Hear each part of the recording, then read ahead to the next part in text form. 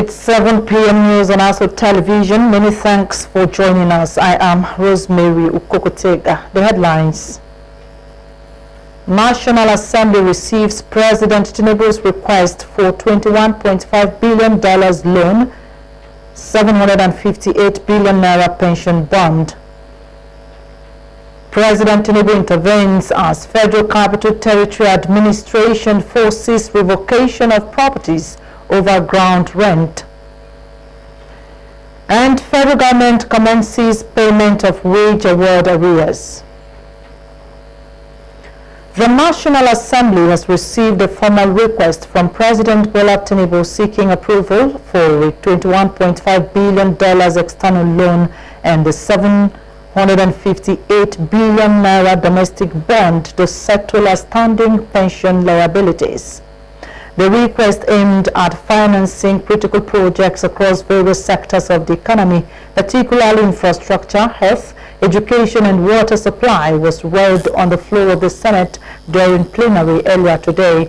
It has been referred to the Senate Committee on Local and Foreign Debts for further legislative scrutiny, with a report expected within 2 weeks.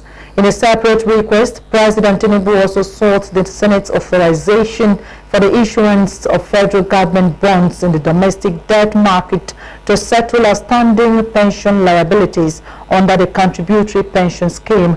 The proposed bond issuance amounts to 757.9 billion naira.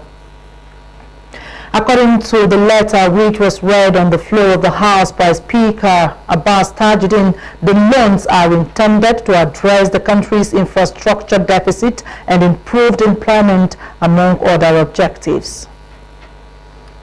President Bola Tinubu has today departed Abuja for Lagos to celebrate, along with other leaders, the 50th anniversary of the Economic Community of West African States, ECOWAS. Record that the ECOWAS Golden Jubilee was flagged off in Accra last month. While in Lagos, President Tinubu will on Saturday, May 31, commission some projects of the administration, among which are Section 1 of the Lagos-Calabar Coastal Highway, Lekki DC Port Tax Credit Concrete Road, the flag-off of Section 2 of the Lagos-Calabar Coastal Highway, and the 7th Axia Road. The President will virtually commission Kanwa Danja Hadejia Section 2 Road and Yakasai Zali Road, and flag off the Kano Northern Bypass, Zaria Hunkuyi, Dabai Section 1, Dabai Kufor, Mulfashi and Mulfashi Dai Yashigidan Mutundaya Section 3.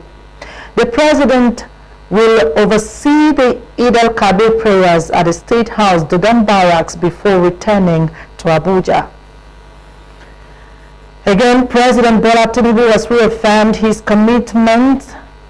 administration's unwavering commitment to the protection, development, and empowerment of the Nigerian children, describing them as the heartbeat of the nation's future. In a heartfelt message to mark this year's Children's Day, the President emphasized the vital role children play in shaping Nigeria's destiny and urged all Nigerians to uphold their constitutional and moral responsibility to safeguard the rights and dreams of every child. This year's Children's Day theme, Stand Up, Speak Up, Building a Bullying-Free Generation, was praised by the President as a timely call to action. He noted that it reflects the collective responsibility to create a safe, respectful, and inclusive environment for children to thrive, both in physical spaces like schools and communities, and online in digital platforms. President Tinubu's message reinforces ongoing national efforts to ensure every Nigerian child can grow up in a safe, nurturing environment and reach their full potential as future leaders, innovators, and change makers. Still in commemoration of the 2025 Children's Day, the Nigeria's First Lady Senator Remi Tinubu called on citizens to take an active stand against bullying, describing it as a threat to the emotional and academic well-being of children. The First Lady, in her goodwill message today, said this year's theme, Stand Up, Building a bullying-free generation reflects a collective responsibility to nurture and protect the nation's children who represent the future of Nigeria. She appealed to Nigerians to be intentional in promoting kindness, empathy, and leadership by example. The First Lady emphasized the damaging impact of bullying, whether in schools, communities, or online, stating that it leaves lasting wounds that hinder a child's emotional, social, and academic development. She said every child deserves to grow in an environment that is safe, supportive, and free from fear. The chairman of Abaji Area Council, Alhaji Abubakar Umar Abdullahi, has acknowledged the incredible potential that lies within each child in Abaji. In his message on Children's Day, the council chairman emphasized the importance of nurturing and supporting their growth. Alhaji Abubakar urged children to focus on their education as it is the foundation for a brighter future. He encouraged children to never stop learning, exploring, and discovering new things, highlighting the importance of curiosity and creativity. The chairman emphasized the need for the community to work together to create a safe and supportive environment for children to thrive. The Abaji chairman called on the community to work together to build a brighter future for the children of Abaji, providing them with the love, care, and support they deserve. And our children in Abuja joined their peers around the world to celebrate May 27, Children's Day, calling for access to quality education for all. It was a day filled with music, colors, and excitement as kids gathered in an open place to dance, play, and dream big. This report is put together by Obidane.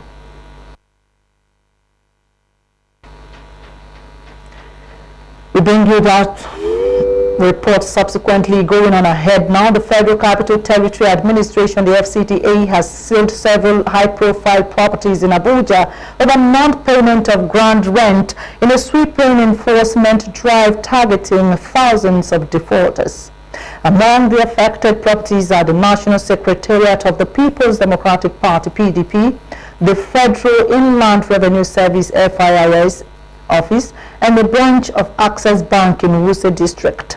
According to the Director of Land Administration, Mr. Chijoke Unwa-Kweze, the enforcement follows decades of rent defaults by the affected institutions.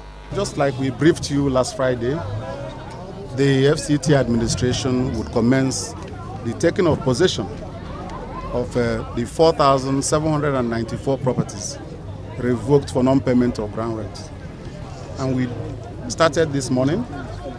We've gone to a number of properties and sealed them, as we did say we will do. We are now at Wadata Plaza, where the PDP is occupying. That's the property belonging to Senator Samaila Maman Kofi that the PDP is occupying. I think this is the 9th or 10th site that we visited today and that we are sealing. So simply to take physical possession of the property had since March been revoked, and we've repeatedly told the holders to ensure that they vacate that, because we said it at that time that the FCTA will take possession of those properties in due course.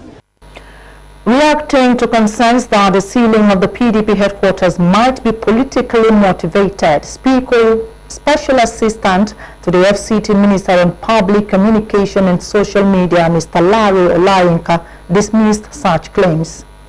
We have been to Ibro Hotel. We have been to Access Bank. We have been to FRS. We have been to Total Filling Station, Total Petrol Station. We are also still going to other places. Tomorrow we go to places. On Wednesday, and this exercise will continue for as long as we are able to conclude the taking possession of those over 4,000 properties. So are we also going to say all those ones that I mentioned are for politics? More so, this place is not owned by... The FCTA says the exercise will continue until 4th 5,794 identified defaulters are brought into compliance. Meanwhile, defaulters of ground rent in the Federal Capital Territory have a 14-day grace period to settle their debts following a presidential intervention by President Bola Ahmed Tinubu. This comes on the heels of the Federal Capital Territory's administration's enforcement action targeting thousands of property owners owing ground rent arrears spanning over 4 decades. Usman Khatun Omar has the details. The Federal Capital Territory Administration says it will begin taking over nearly 5,000 properties across Abuja from Monday, May 26, 2025.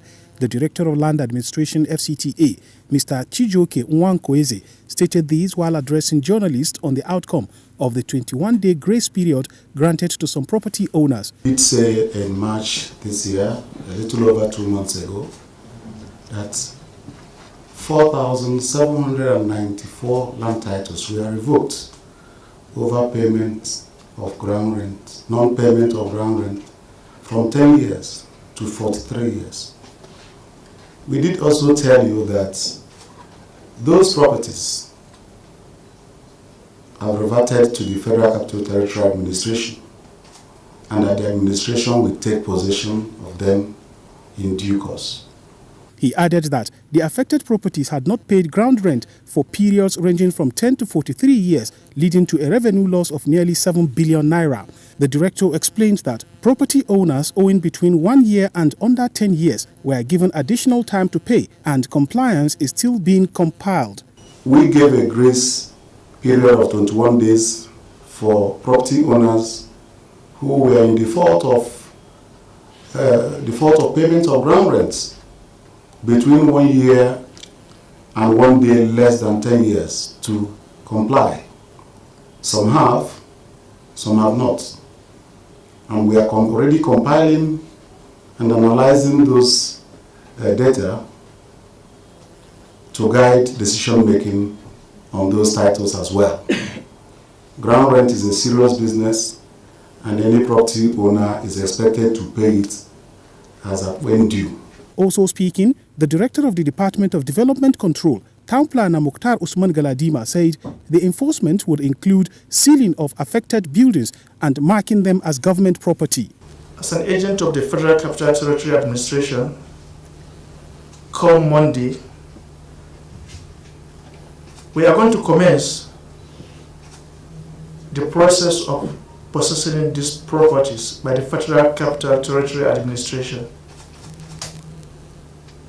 This includes reconnaissance visits to the areas affected and the properties concerned, and then serving the seal notice as well as sealing the premises. Town Planner Galadima clarified that families living in any of the affected buildings were duly notified and should have made relocation arrangements by now. On legal challenges, the Senior Special Assistant to FCT Minister on Public Communication and Social Media, Mr. Lere Olayinka, confirmed that while some individuals had gone to court, no ruling has overturned the revocation of any property. Action had been taken, and there was no court judgment, order, or directive saying that the action should not be taken. So if eventually there is now a counter action, directive or order or judgment by the court, if of course the FCTA will comply. Where the FCTA is is an agency of government that follows the law strictly.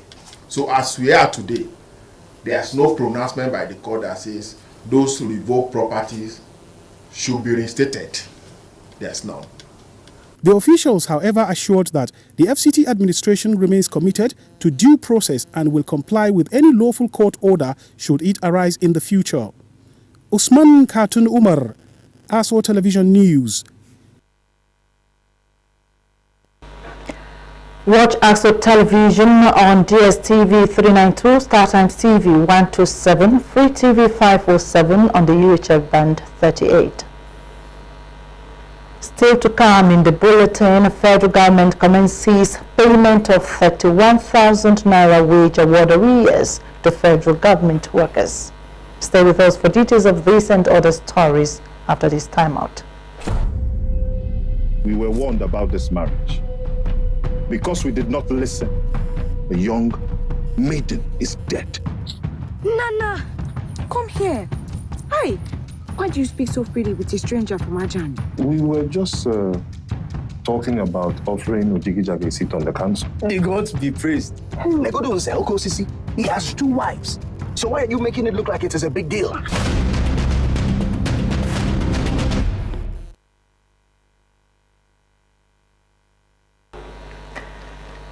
We go ahead with other stories. Speaker of the House of Representatives, Mr. Abbas Tajuddin, has stated the possibility of a robust ICT framework not only transforming Nigeria's educational sector, but also creating fertile ground for job creation, youth empowerment, and economic diversification. The Speaker, in a remark at a public hearing of the House Committee on Digital and Information Technology (ICT) at the National Assembly, noted that ICT would serve as a strong barrier against challenges of unemployment and social discontent, equipping the youth with skills that align with the demands of the 21st century workplace. The Speaker, represented by the Deputy Chief Whip of the House, Mr. Isiaka Ibrahim Ayokunle, emphasized that public hearings create a platform for citizens, experts, and other stakeholders to contribute to shaping the future of ICT education in Nigeria. It is imperative for us to explore how ICT can transform the way education is conducted, how students learn, how knowledge is transmitted, and how educational processes are managed. We must tap into the immense potential of emerging and future ICT technologies to revolutionalize the education system.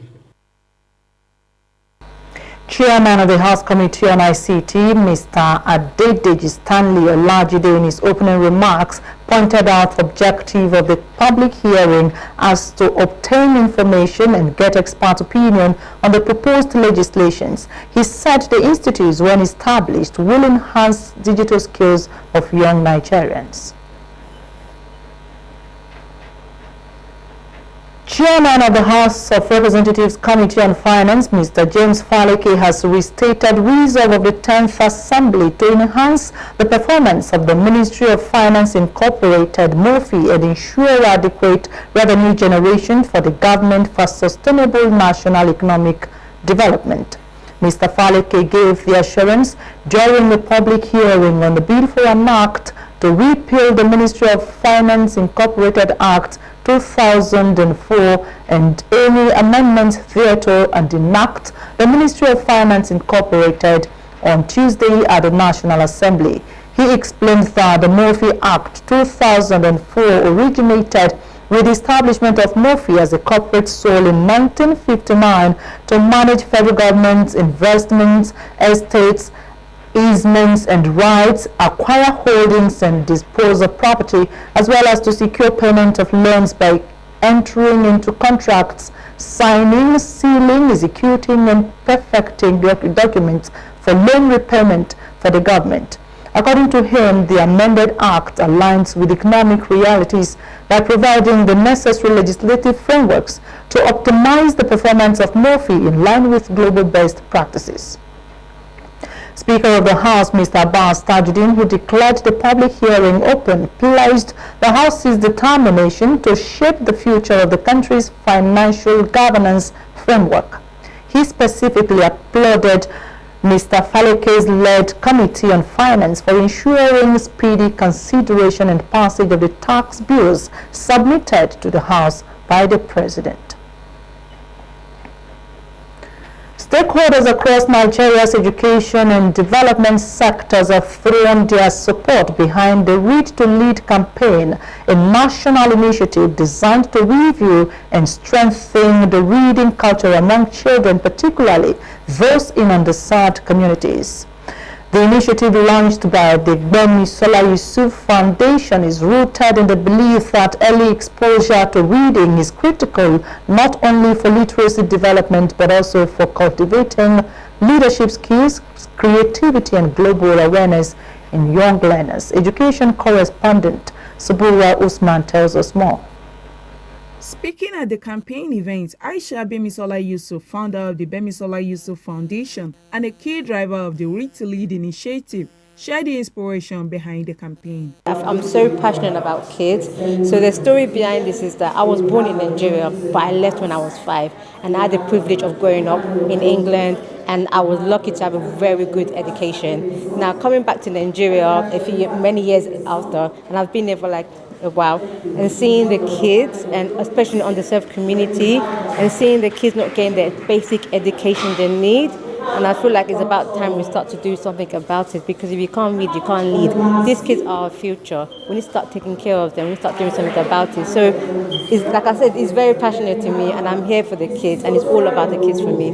Director General of the National Orientation Agency, represented by the Special Assistant Mrs. Sherifat Adebeson, emphasized the importance of catching children young. We expect all our children to be able to read from a very young age, not just to read, but to enjoy reading. So with this kind of campaign, if we encourage children to read for pleasure, not to read to pass exams, if they encourage to read for pleasure and to be able to explore the world, it would really help the creative thinking of our children in Nigeria. Deputy Director at the National Library of Nigeria, Mrs. Rachel Nebo, described the campaign as more than just a project. The Read to Lead campaign is more than a campaign, I will say that. It's a movement. It's a clear call for all Nigerians to embrace reading. You know, we are not reading. And this is a campaign that is calling on Nigerians, especially those in the hinterland, to embrace the culture of reading. We, National Library of Nigeria, in fact, it's one of our mandates.